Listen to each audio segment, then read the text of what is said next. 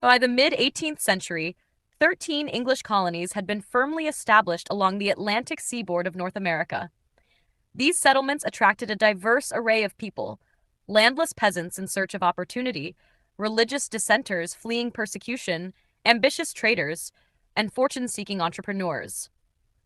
Despite this diversity, the majority of the colonial population comprised self reliant farmers who cultivated the land and formed the backbone of the colonial economy.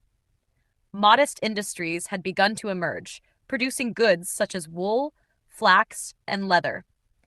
In the northern colonies, maritime enterprises flourished, particularly fishing and shipbuilding, which became key components of the regional economy.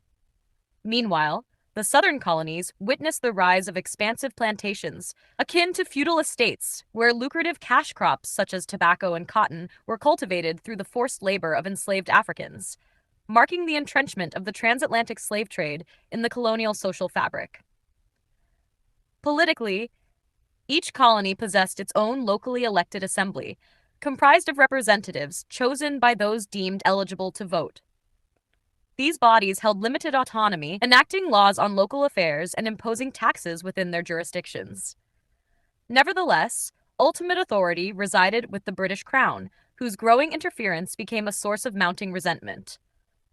As the 18th century progressed, colonial discontent deepened in response to what many perceived as arbitrary and exploitative legislation from the distant English government.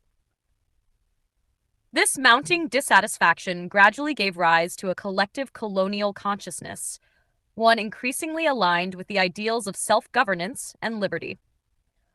The intellectual and political ferment of the era culminated in the Revolutionary War, through which the American colonists ultimately severed their ties to the British Empire and laid the foundations of an independent nation.